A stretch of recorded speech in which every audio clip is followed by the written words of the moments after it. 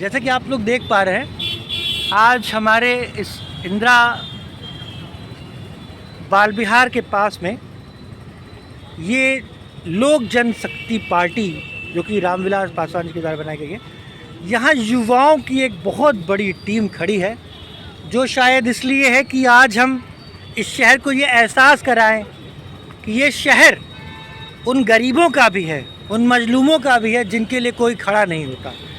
शायद ही कोई पार्टी या कोई एनजीओ या कोई बड़ा विभाग इस मुद्दे पे बात किया हो, लेकिन आज हमारे साथ लोक जनशक्ति पार्टी रामविलास जी की ये इस मुद्दे पे एक भावभीनी श्रद्धांजलि उस बच्ची को दे रही है। तो आइए इनके युवाओं से बात करते हैं।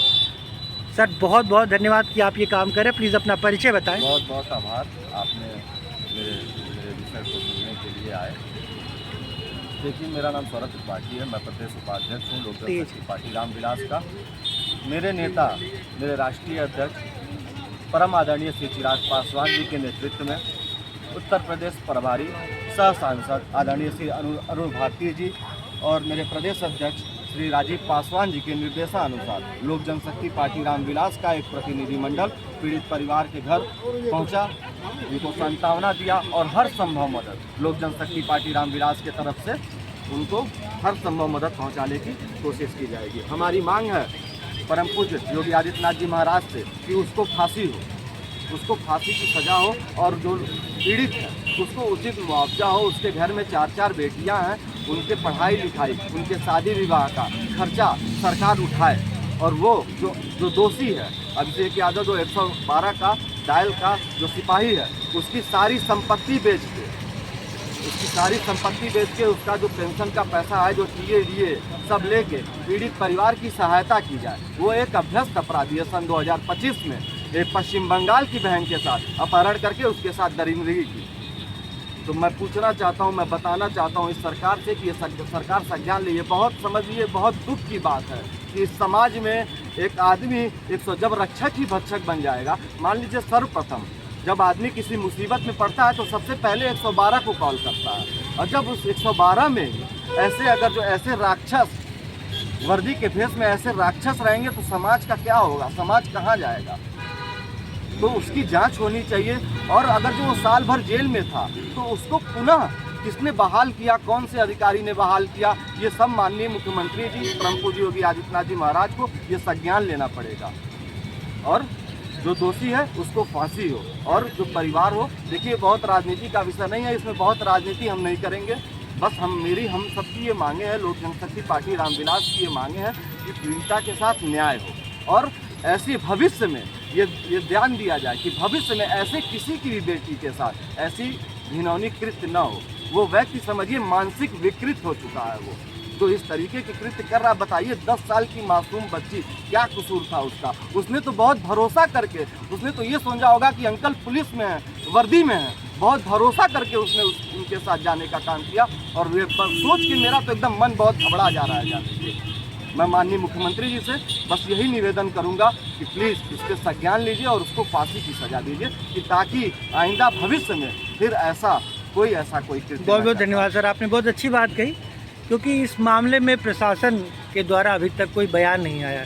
सर, आपको क्या लगता है कि इतना बड़ा मामला यहाँ पे घटा, लेकिन अभी तक कोई भी बयान किसी भी प्रशासनिक अधिकारी या जिम्मेदार व्यक्ति के द्वारा नहीं आया, क्या कारण है, क्या लगता है आपको? देखिए, कारण तो मैं एकदम विशेष रूप से कारण नहीं आपको बता सकता, लेकिन जब कोई परिवार, कोई भी बच्ची पहले कहीं फंसती है, कहीं भी कोई ऐसा उसके साथ अनहोनी होता है, तो पहले वो 112 नंबर डायल करती है कि हमारी मदद होगी।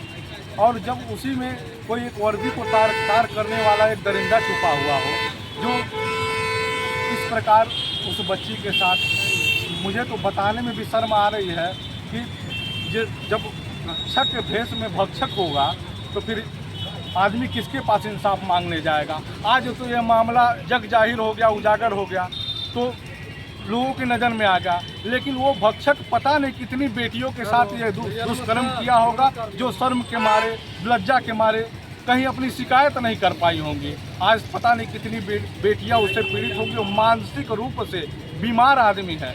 अभिषेक यादव जो 112 डायल का कर्मचारी था, वो मानसिक रूप से बीमार आदमी है, जो बच्चियों को इस तरह से, अब मेरे पास शब्द नहीं है कि जिस तरह से उसके साथ गले पे पैर रख के, उसके परिवार से हम लोग जाके मिले तो उसके गले पे पैर रख के कुत्ते ने सर नोच ढाला था। उसकी दादी बता रही थी आँख से आंसू आ रहा था ये सब सुन के। हम लोग बस ये जी चाह रहा था कि क्या कानून की बंदिशें थोड़ी देर के लिए तोड़ दी जाए और कुछ समय के लिए पब्लिक के हवाले कर दिया जाए, तो इंसाफ पे शायद लेट ना हो। 2 मिनट में इंसाफ हो जाएगा, यमराज के पास वो पहुंच जाएंगे। बहुत बहुत धन्यवाद सर। उस बच्ची को जो है आपकी उस परिवार को जो है मुआवजा मिले और उसकी संपत्ति को कुड़ुक करके मुआवजा दिया जाए। बहुत बहुत बहुत धन्यवाद। हमारे साथ दोस्तों आप देख सकते हैं कि यहाँ एक बहुत बड़ा हुजूम जो है युवाओं का और पार्टी के कार्यकर्ताओं का है, और ये लोग दिल से उस परिवार के साथ जुड़े हुए हैं। तो आइए इन बच्चियों को भी जानने की कोशिश करते हैं कि किस तरीके से उस दर्द को, उस भविष्य को सोचकर ये बच्चियाँ कांप जाती हैं। इन्होंने लिखा हुआ है जस्टिस फॉर दीपिका। बेटा अपना नाम बताएं आप। सिद्धि त्रिपाठी। अच्छा सिद्धि, सिद्धि आपने पहली बार इस घटना के बारे में कब सुना? पहली बार आपने इस घटना के बारे में कहाँ सुना था? मुझे मेरी मम्मी ने पापा और मम्मी ने बताया था इस लड़की के बारे में, और मुझे इस लड़की दीपिका के लिए इंसाफ चाहिए, और जो पुलिस वाला है उसके खिलाफ हमको फांसी चढ़वाना है, उसको फांसी हो जाए, बस हम यही चाहते हैं। जब पहली बार बेटा आपने ये सुना तो आपके मन में क्या विचार आया, क्या लगा आपको? यही कि उस लड़की के साथ बहुत गलत हुआ है, और वो बहुत भरोसा करके गई थी कि वो पुलिस वाला है, ऐसा नहीं करेगा। तो सर अब उसको भरोसा था कि वो नहीं करेगा कुछ ऐसा, तो उसके साथ बहुत गलत काम हुआ, और जो पुलिस वाला उसको फांसी होनी चाहिए। आप इस शहर में रहती हैं, क्या आपको कभी ऐसा लगा कि आप असुरक्षित हैं? हाँ। कभी कहीं जाते हुए आपके साथ कोई इस तरह की बात हुई? नहीं, ऐसी बात तो नहीं हुई है। शहर में बहुत सारे पुलिस वाले भी हैं, संगठन के भी लोग हैं, तो क्या उनके रहते हुए आपको लगता है कि आप सुरक्षित हैं? आप सुरक्षित महसूस नहीं करती हैं? नहीं, सब पुलिस वाले ऐसे नहीं होते हैं। बहुत लोग जो होते हैं वो ऐसे नहीं होते हैं, अच्छे होते हैं। आपकी क्या मांग है प्रशासन से, क्या कहना चाहेंगे आप? हमको बस यही चाहिए, इसके खिलाफ इंसाफ चाहिए, और हमको फांसी चढ़वाना हो। आप दोषी को आप फांसी दिलाना चाहते हैं। बहुत बहुत धन्यवाद। हमारे साथ दोस्तों देखेंगे ये छोटी छोटी बच्चियां भी हैं जिन्होंने अपनी बात कही है कि मौन नहीं, न्याय की आवाज़ बनो। कब तक और क्यों? Justice delayed is justice denied, protect every child. तो दोस्तों ये बच्चियां भी हैं। बेटा आप बताएं कि आप यहाँ पे क्यों हैं और क्या आपकी मांग है? हमारी मांग ये है कि हमें इंसाफ चाहिए इसके खिलाफ, और उसे फांसी होनी चाहिए। उसको फांसी होना चाहिए। आपको बेटा क्या लगता है कि क्या शहर बच्चियों के लिए ऐसा एक सेफ इन्वायरमेंट दे सकता है जहाँ बच्चियाँ सेफ हो? दे सकता है, अगर ऐसा ना हो। क्या सजेशन आप देंगी, कैसे हम शहर को सुरक्षित बनाएं? जिन लोगों को सजा देकर अपने देश को सुरक्षित बना सकते हैं। आप बेटा क्या करती हैं? मेरा कॉलेज है, फर्स्ट ईयर। अच्छा, तो आपने बेटा इस घटना को देखा तो आपको क्या लगता है कि हम इस शहर को कैसे सुरक्षित बना सकते हैं, क्या चीज़ें की जानी चाहिए? सबसे पहले तो देखिए, हमें लोगों के दिमाग में जो गंदगी है उसे हटानी चाहिए। लोगों को दिमाग में गंदगी हटा के तभी हम अपने बच्चों को, चाहे बच्चे क्या बड़े भी सेफ नहीं हैं आजकल, बड़े बच्चे हो या छोटे बच्चे, तो हमें उन्हें सेफ करने के लिए लोगों के दिमाग में से गंदगी हटानी पड़ेगी। उन्हें सही चीज़ सिखानी पड़ेगी कि मतलब हमें सही चीज़ करनी चाहिए, उन्हें बच्चों को बचा के रखना चाहिए, चाहे वो बड़े हो या छोटे हो। सभी के लिए बहुत बहुत धन्यवाद। बेटा आप यहाँ पे हैं, आपने लिखा है हर बेटी सुरक्षित हो, यही संकल्प है हमारा। तो आप बताएं कि आप यहाँ पे किस क्लास में पढ़ते हो? आप 6 में। आपने इस घटना के बारे में कहाँ सुना? फ़ोन पे आपने सुना था, तो आपको कैसा लगा सुन के? बहुत बेकार लगा। तो आप क्या चाहते हो, मतलब इसमें क्या होना चाहिए इस घटना में? दीपिका के खिलाफ जस्टिस मिलना चाहिए। उसको सक्सेस मिलना चाहिए, जो भी जो दोषी हैं उनको दंड मिलना चाहिए। बहुत अच्छी बात है। बेटा आप जो हैं, आप अपना नाम बताएं, क्या नाम है आपका? हेलो, मैं हिमाचल सिंह। और जो हमने अभी देखा कि एक 10 साल की लड़की को कैसे एक पुलिस ने एक लड़की को काफ़ी तकलीफ पहुंचाई, जो कि बहुत गलत बात है। आज के युग में जैसे कि हम लोग 2036 में जी रहे हैं, और हम उनसे डरते हैं जो लोगों का काम है सुरक्षित करना। अगर लोग ही सुरक्षित नहीं रहेंगे, और जो हमारी रक्षा करने वाले हैं पुलिस वाले लोग ही वो ऐसा काम करेंगे तो हम सुरक्षित किस तरीके। और हमें ये बिल्कुल भी नहीं सोचना है, किसी से डरना नहीं है कि हमें आवाज़ अपनी नहीं उठानी है, बल्कि हमें अपनी आवाज़ उठानी चाहिए, हमें आगे बढ़ना चाहिए ताकि जो उसने गलत किया है उसे सज़ा मिले और बच्चे डरे नहीं और लेकिन और सेफ फील करें और रिस्पेक्टेड फील करें। आपको बेटा क्या मांग है प्रशासन से? हम चाहते हैं कि जिसने भी ये गलत काम किया है उसे सज़ा मिले ताकि अगली बारी से कोई ऐसा गलत काम ना करे। बहुत बहुत धन्यवाद। दोस्तों देख रहे हो यहाँ पे भी इनकी डिमांड है, मासूमों के अपराधियों को सख्त सजा, यही समाज की पुकार है। सर अपना परिचय बता दें आप। सर मेरा नाम विशाल है, मैं लोक जनशक्ति पार्टी का पदाधिकारी हूँ। मेरा यही मांग है कि सरकार जो इस तरह के दरिंदों के लिए ऐसा कानून बनाए कि भविष्य में जो इस तरह की दरिंदगी जो है कोई कर ना पाए। बहुत बहुत धन्यवाद। तो दोस्तों आप देख पा रहे हो कि ये इतना बड़ा हुजूम जो है ये एक परिवार बन के खड़ा है। वो बच्ची हमारे शहर की बच्ची थी और उस बच्ची के लिए ये सिर्फ एक कैंडल मार्च नहीं है, ये एक आवाज़ है, हम एक हैं।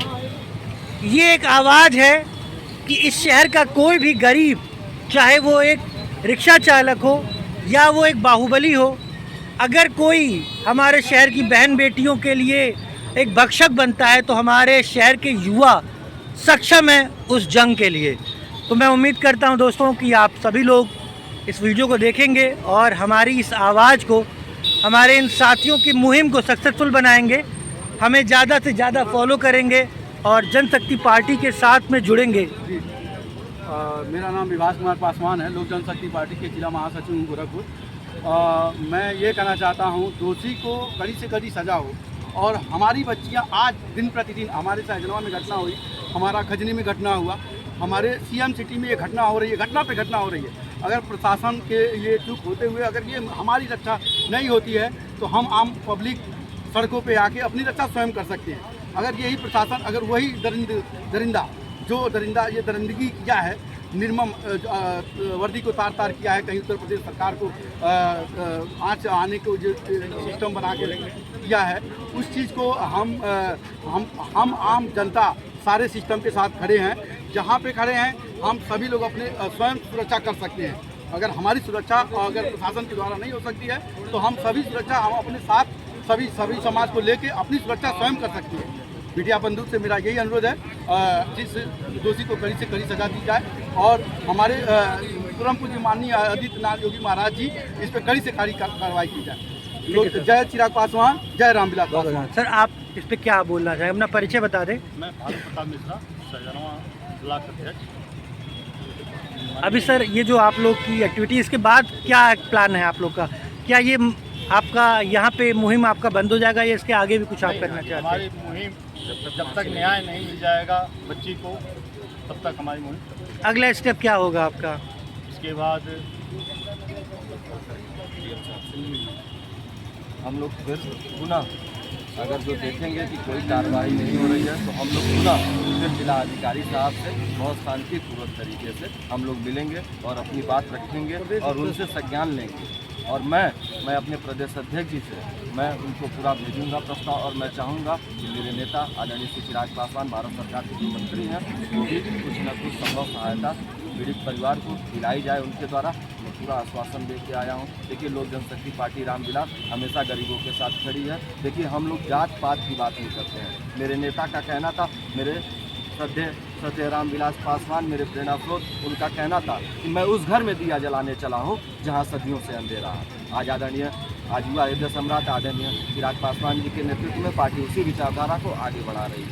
तो हम प्रयास करेंगे कि उसको जरूर न्याय मिले और ज़रूर न्याय मिलेगा। लोजपा अंतिम दम तक उस पीड़ित परिवार के साथ खड़ी है। चलिए बहुत बहुत धन्यवाद साथियों। और दोस्तों आप लोगों ने देखा कि इन बच्चों के अंदर जो जोश है ये यहीं पे नहीं रुकने वाले हैं, आगे भी कार्रवाई होगी और ब्रह्मास्त्र मीडिया आपके साथ जुड़ा रहेगा।